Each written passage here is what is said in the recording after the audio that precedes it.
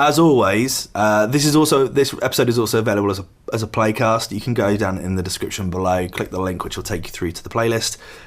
It's a Spotify link, which is a blend of the commentary, also with the original records, kind of like a radio show. Let me know what you think. Back on with the show.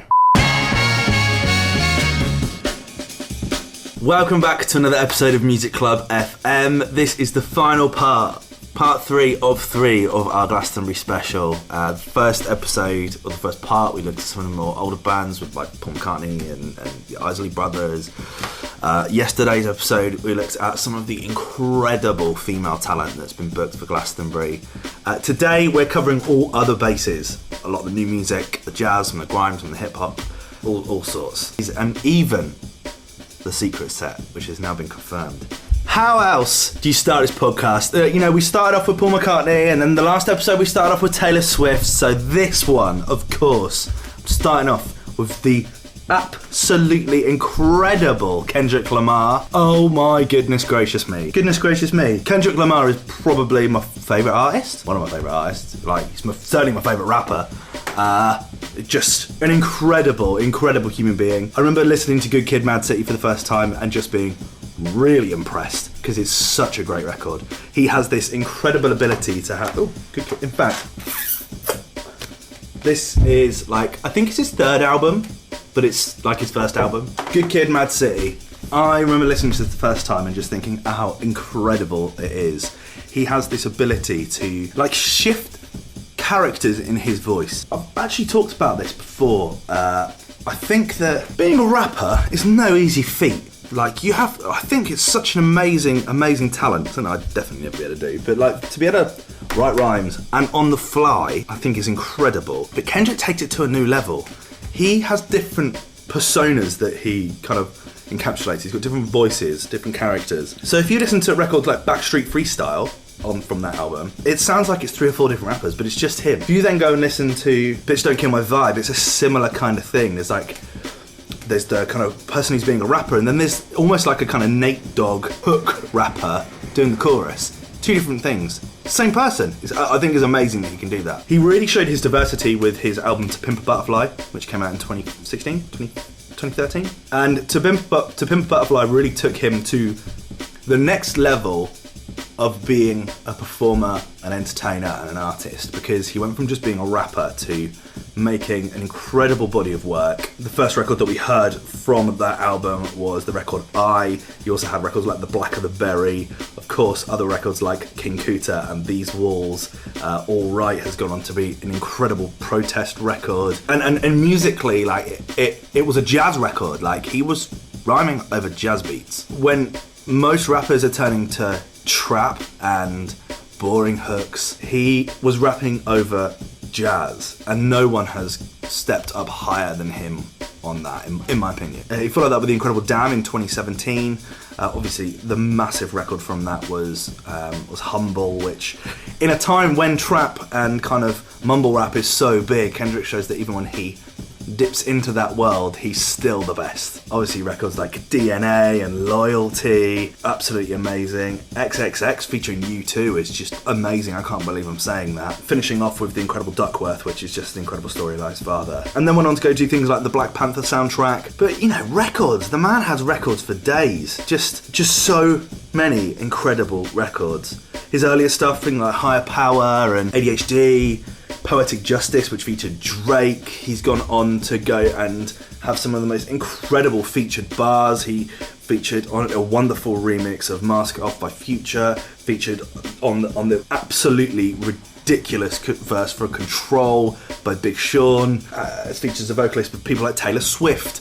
My favourite is probably his feature on Collard Greens by Schoolboy Q. You could just do a whole episode of Kendrick features that would be amazing, let alone his own music. And pick Tints by Anderson .Paak. Where do you draw the line? He's just amazing. He was actually passed the torch on from Snoop Dogg live on stage to be the kind of next generation of rappers in a very touching video, which you can go and check out on YouTube. It's amazing. I could just talk about Kendrick for days. I literally could do an entire show about Kendrick Lamar, and it still wouldn't be enough.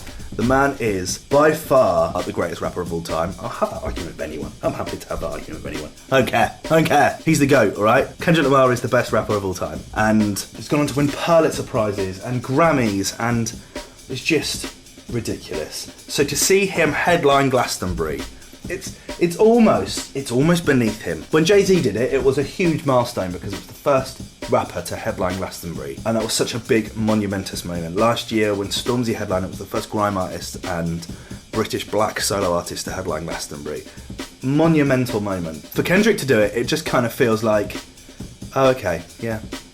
It's kind of almost beneath him. He's bigger than that, in my opinion. He's bigger than that. I've been fortunate enough to see him twice. I saw him, I think he was third down. Was he supporting Reading in 2015 in one of the best live performances I've ever seen in my life. I took Lauren, and she wasn't really that fussed. And by the end of it, she was absolutely obsessed. And obviously they went and headlined in 2018 to one of the best headline performances at Reading Festival I've ever seen as well. Just a formidable artist. Record you pick? There's one that I just love that gets me in the mood every single time. We're going back to Good Kid, Mad City, track number 9, or Side C, track 1, as this is a two-part vinyl. Actually, I might have a look at this. I don't think I've ever taken this out of the sleeve. We're going with Swimming Pools, the extended edition, because I just think it's absolutely brilliant. Enjoy. This is Kendrick Lamar. 2 or 3 shots, I'ma show you how to turn it up a notch. First you get a swimming pool full of liquor. I can talk about Kendrick Lamar literally for days. I really hope he ends up headlining next year, because I intend to do really in-depth WTF episodes, similar to Playcast, and I think I could just do an absolutely monumental one for Kendrick Lamar. I think he'd be brilliant. There's so much to go through, influences that you can play, and all that stuff would just be absolutely amazing. Anyway, enough with Kendrick Lamar. On to the next artist, who has previously worked with Kendrick Lamar on a number of records for To Pimp a Butterfly. Stephen Bruner, aka Thundercat, worked with Kendrick Lamar on lots of records on there, including King Kuta and Wesley's Theory and Hood Politics and Moral Man. Like, he's worked on a lot. But in his own right is just an amazing musician. Thundercat is an American musician, record producer, singer, songwriter from Los Angeles, California. First coming as he was a member of Suicidal Tendencies. I didn't know that.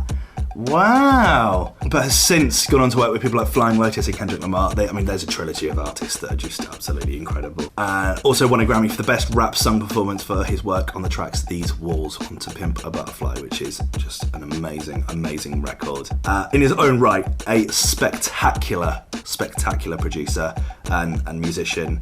There's only one record, Thundercat record, you can play to kind of get a feel for him. It's the incredibly sexy Then Changes. Enjoy. I've been juggling so long, I don't think I can hold on.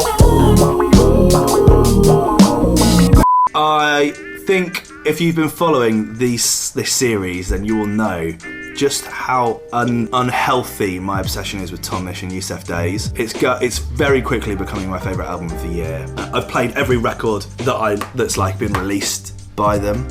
Obviously the first one was What Kind of Music. We've talked about them so much, but basically Tom Misch has had an amazing career working with people like Loyal Kana and some other absolutely fantastic artists over the last few years.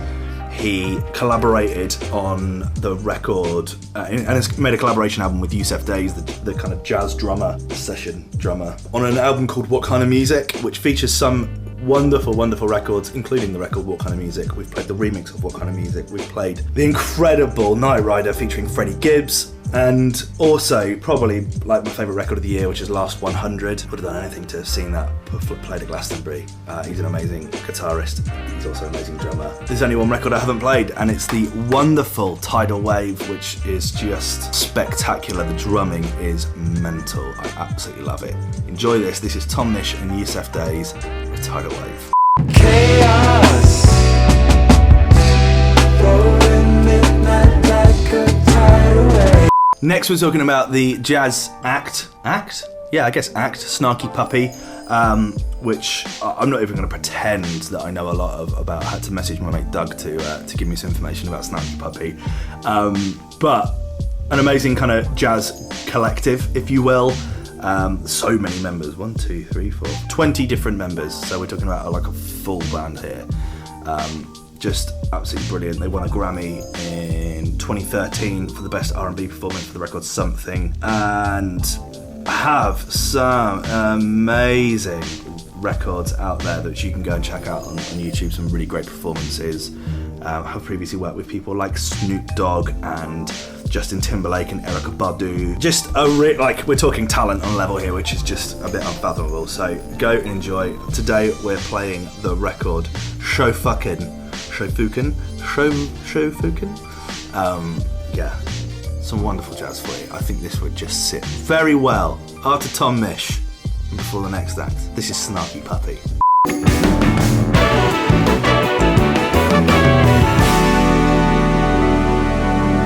It feels like every single week there's a new Karambin record that comes out. 3 members make up Karambin: Laura Lee, Mark Spencer and Donald DJ Johnson. Krung Bin is how you pronounce it. They sit in what we've played recently perfectly. They're like funk, psychedelic, jazz. I don't know, what did Wikipedia say about them?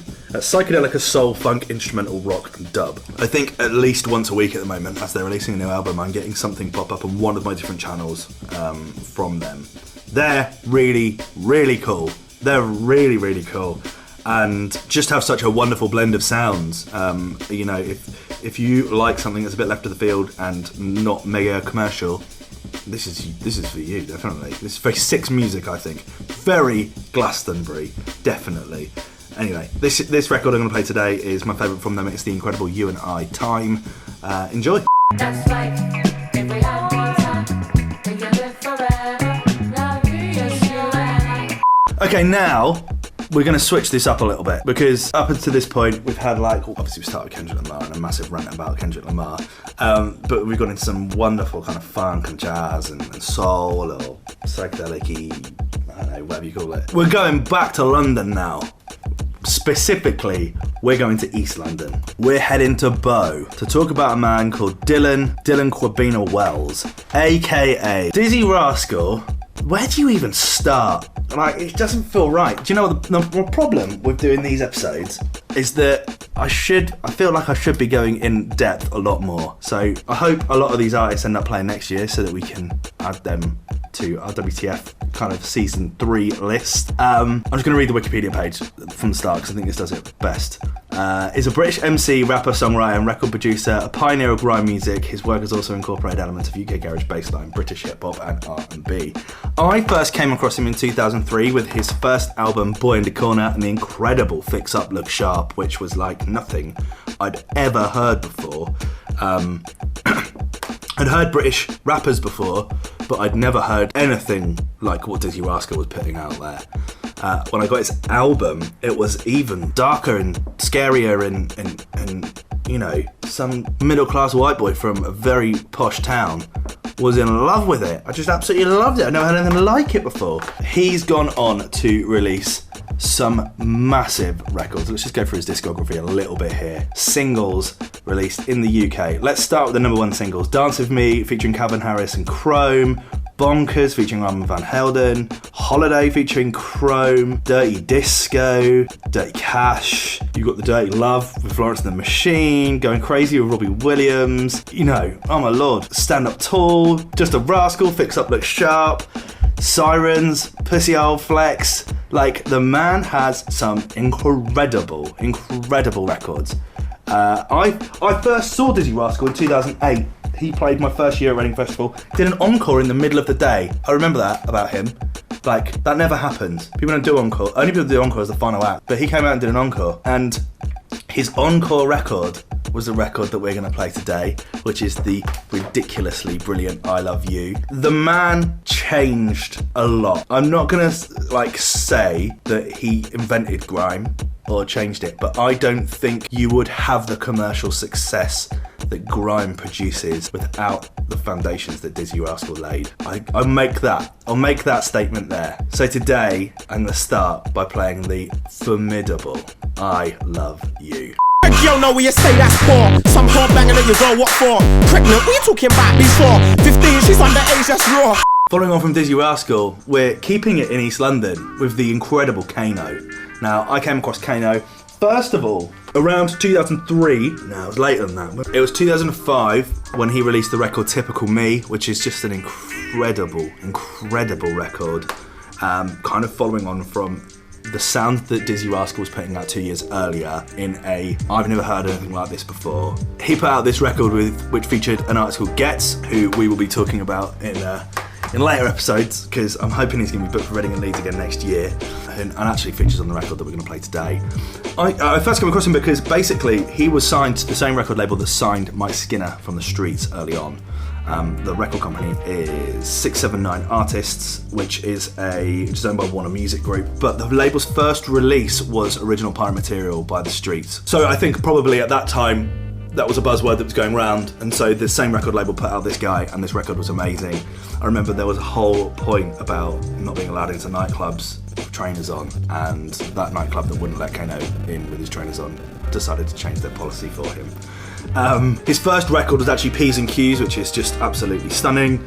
Then went on to release the record Night Night, featuring Leo the Lion and The Streets.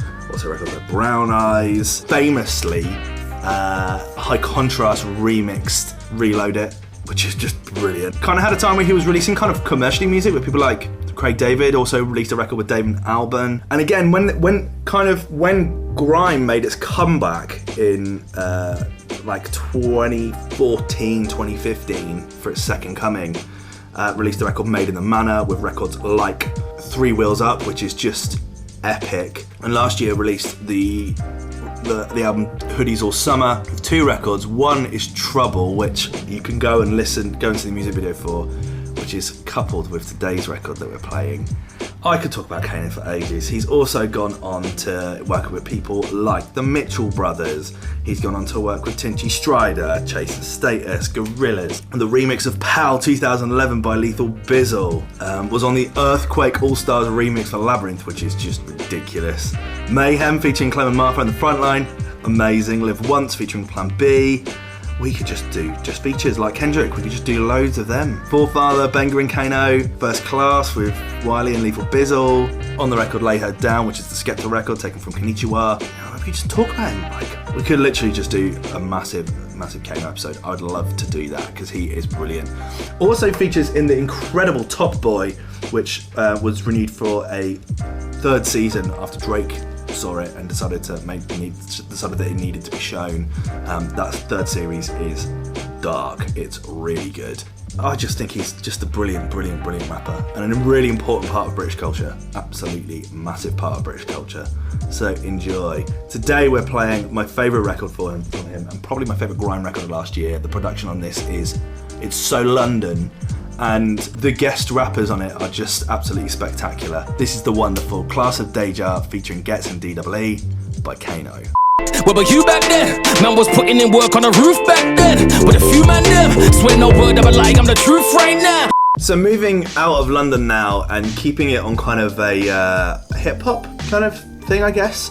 We're moving on to Danny Brown, an artist that I covered at length in the WTF episode and spoken loads about in early MCFM episodes. If you like alternative hip-hop, then Danny Brown is the guy for you. He is absolutely brilliant. You can go and check out the video that I've done about him, which goes in depth with him a lot more. Today we're playing the wonderful Dirty Laundry, a record which has just a really cool production. It's really different, I really like it. Yeah, it's just a really cool record, so enjoy this. This is Dirty Laundry by Danny Brown. Low-key cat been undercover. The way she slurps, she's the quicker picker rapper, no job. Similar to Danny Brown, well, not similar at all, actually, very different, but in the way that we have done WTF episodes about him. We're next talking about Caribou, an artist from Canada, electronic artist from Canada, has put out some wonderful records over the last few years. You know, started off with records like, I first came across from records like Sun. His album came out earlier on this year, Suddenly, which has an array of brilliant tracks on there, like a really cool album. An act that I would love to see live. A full set from him I think would just be absolutely spectacular. And you can go check out the WTF episode I did about him, because I went in depth about his back catalogue. He's just brilliant. Today we're playing probably his best record. Yeah, it is his best record. There's not even a probably about it. It's absolutely amazing. This is the incredible Can't Do Without You by Caribou.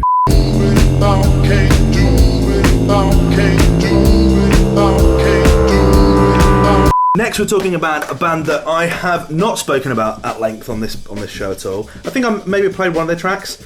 They're an act that I really, really rate. I first came across them after watching Glastonbury highlights. It must have been 2014, 2013, something like that. The band is Glass Animals. They are from Oxford. I first came across them with their record Gooey, which is the best name for that song because it just describes the record perfectly. It feels very gooey. They're really hard to kind of put into a box because they don't really fit a mould. They kind of remind me a little bit of Bombay Bicycle Club, I guess, maybe. Their lead singer went away and did quite a bit of hip-hop production, and so has worked with people like Denzel Curry and Joey Badass. But they're a band, so I don't know. 2016 they released their next record, their second album, How to Be a Human Being, which featured the record Youth, which is just a brilliant record. And later last year released the record Tokyo Drifting with Denzel Curry, which is very different for them, but very cool. Also followed that with Your Love Deja Vu, which is brilliant, and recently released Dreamland. They're a really cool band, one that I would love to go see more of.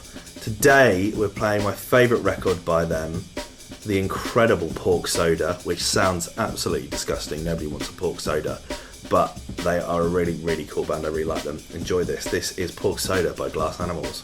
Pineapples are in my head, but nobody 'cause I'm brain dead. Keeping it similar, only in the fact that they're electronic inspired, is the post-punk art pop band known as Squid. They're a very new band. Were featured on the BBC Sound Of long list this year. And I'd never really come across them before until a couple of weeks ago when their record Broadcast popped up in my new music playlist. And it's really cool. That's a really cool record. If you like weird bands, like Happy Meal Limited maybe, then they're up there for you. Same as kind of Black Country New Road, them kind of guys. Then Squid are brilliant. Today we're playing the other record they've recently released, the wonderful Sludge. Sludge is not very attractive. What's it? Pork Soda and Sludge. Not very nice. Dirty laundry. Not nice words, is it? This record's well cool. I really like them as a band. Intrigued to see where they go from here. Super new, super fresh. Yeah, really interested. This is Sludge by Squid. There's a place I go where I'm all alone. When Blossoms first came around, I didn't get the hype. I thought they were a bit of a one-hit wonder. I don't think that, and I'll be honest with you, I have listened to their albums, but I've never been like, this is amazing, I need more of it. Because for me, and this is no disrespect to Blossoms, but they sound like a bit of a throwback. When I was doing the Britpop stuff on Tuesday, and I was talking about people like Supergrass and the Lightning Seeds, it felt to me like Blossom fit into that era perfectly. They just fit in really well with that whole kind of 90s Britpop sound. And that's it really. They're a bit suede, they're a bit kind of pulp. They're not really doing anything that new in my opinion. That being said, every time they release a new album, I love the singles. There's a reason why I featured an old Music Club episode before I did Music Club FM, because it's a great record. I love their newest single, which is If You Think This Is Real Life. I think it's brilliant. They've had really cool records. And they've just released their third album in the start of January. So they're on their way to just be a real big band. I don't really get it still. Feel like they're held higher than they should be. Don't want it to sound like a bitchy thing. They're good. They're good. I don't think they're that good, but they're good. But what record do you pick? There's only one record, isn't there? It's the incredible Charlemagne. Enjoy this. This is Charlemagne by Blossoms. So if you go, I will know by the way my Charlemagne. Following on from Blossoms is another band that I didn't get when I first heard it, and that is the wonderful Fontaines DC. When I first came across them, I remember exactly where I was. I was walking along George Street in Brisbane, and just in front of my old work building, which was horrendous. And I was listening to Boys in the Better Land, which I thought was a really cool record. I still think is a really cool record. Then they started cropping up on all the journalists and all the TV shows and all the chat shows, and they were playing Boys in the Better Land. And they got nominated for a Mercury, and I was like, are they really getting nominated for a Mercury on Boys in the Better Land? Is that really a thing? Then when they were announced to do Reading and Leeds, I decided to do a WTF episode about them because a lot of people were saying how good they were. And you know, being nominated for a Mercury isn't a one-hit wonder thing. So I went in open, but I kind of already made my mind up. And I was so wrong. That debut album of theirs, Dog Rule, is a masterpiece. It is spectacular. It is so good. Every record is really great. I think they're very Irish. Like there's a lot of poetry in their lyrics, and that seems to be quite a constant thing that runs through Irish culture in a way that doesn't in English culture, which I think is a really welcome break for us, and with the kind of post-punk sounds as well that they produce. Obviously there's a lot of punk around at the moment, and the post-punk stuff is coming at the same time, which is really interesting. But I really love them as a band. I love the 2 new singles that they've put out, and the music video they've recently done for Jules Holland I think is really cool. And I'm really excited to see that next album of theirs when it comes out next month. End of next month, I think it's going to be great. I'm gagging to see them live now. Everyone says they're just amazing live. I'm really looking forward to that. What record do you pick? You know, I don't want to play Boys in the Better Land. I don't want to play Liberty Bell, and I don't want to play anything new. I want to play Sha Sha Sha, because it is so underrated, and I think it's a brilliant record. So enjoy this. This is Fontaines DC, and the record is Sha Sha Sha. Sha sha sha, sha sha sha. Cage the Elephant are an act that have been around, and I feel like they're just there. They're always there. Then I went and looked at their back catalogue, right? First Cage the Elephant record I came across was in 2008, Ain't No Rest for the Wicked, which was a massive record over here. I think gold in the UK, 4 times platinum. RIAA, that's America, isn't it? Yeah. What a record. And then Back Against the Wall, Shake Me Down, Around My Head. They're so cool, and I really like every time they release a new record. Like their singles are really cool, and I think I saw them once and I thought they were okay, but now that they've obviously had so many albums, what are they on now? 1, 2, 3, 4, 5, 6 albums. There's so much for them to do. I'm really excited to see them. Mess Around is an amazing record. Cigarette Daydreams is a massive record. Like they've got so many cool songs. But there's one record by them which I think is quite different for them as a band, but I have listened to on repeat many times. It feels like a very culturally important record, and that's the wonderful Trouble. I love the lyrics, I love the chorus, I love the little subtle glockenspiel in it. It's just a lovely record this, so enjoy. This is Trouble by Cage the Elephant. Trouble on my left, trouble on my right. I've been facing trouble almost all my life. An artist that is just going from strength to strength and is becoming an absolute superstar is the wonderful Declan McKenna. How old is Declan? 21 years old, from Enfield, Greater London. Oh, his birthday's on the 24th of December. That is a shit birthday, isn't it? Sorry, Declan, that is. He released his debut album, What Do You Think About the Car, in 2017, which is great. Big records on that includes The Kids Don't Want to Come Home and Humongous. Recently released 2 new records, Beautiful Faces and The Key to Life on Earth. Both are amazing records, taken from his upcoming album Zeros, which is due out really soon, next month, August.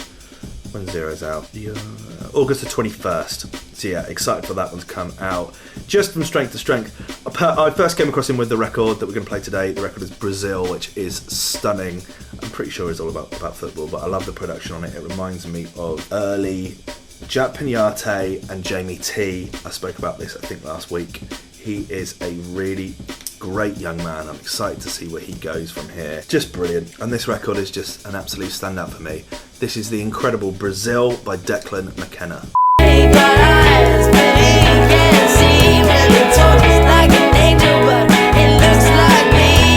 And I was going to finish on this record, but we'll come to why I'm not in a minute. Sam Fender, what a guy. First came across Sam Fender with the record Dead Boys, which is a phenomenal record. Look at this, still in its cling film. Look at that. This is Lauren's, I bought it for Christmas. Lauren is the biggest Sam Fender fan, I think, probably on the planet. He is an amazing, amazing musician. How old is Sam Fender? Like, probably 24 or something stupid, isn't he? He's probably 26. 26 years old. And he is... It's like he's 106 in his mind, he's 26 in real life. It's not fair. From North Shields, Tyne and Ware, just near Newcastle. He's very Geordie. I love that about him. Fun fact, right? Okay, so he was spotted in 2010. Fender was spotted performing in a pub in his hometown by Ben Howard's manager, Owen Davis.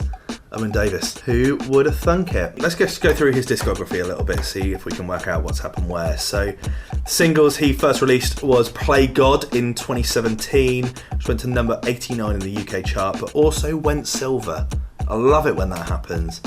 Followed that up with records Greasy Spoon and Millennial, Start Again, Friday Fighting, Leaving Fast, and then Dead Boys and That Sound in 2018. Amazing record that I was going to play but haven't is the wonderful Spice, which is track 3, side A on the Dead Boys EP. Didn't make it to the album. When that album came out last year, though, it is a stonker of an album. Hypersonic Missiles is spectacular. At one of the albums of the year. I'd be very surprised if it's not nominated for a Mercury Prize going into this year, because it is insanely good. Every track is amazing, absolutely amazing. He deals with all sorts, from male mental health to white privilege. It's just an amazing political character and challenges things like commercialism and capitalism in ways that I absolutely love. His sound, he sounds like a young Springsteen. He sounds like a rock and roll icon. I had tickets to see him in Manchester and to see him at Ali Pali. Ali Pali supported by Gang of Youth as well, which is so cool. That was then delayed until September. That's now been delayed till next year. He was also supposed to headline the Radio 1 stage at Reading. I will be doing a Sam Fender WTF episode, and we will be going in on him because he's amazing. Enjoy this. This is by far the best song to finish off the Playcast, even though we're not finishing off the Playcast. This is Hypersonic Missiles by Sam Fender.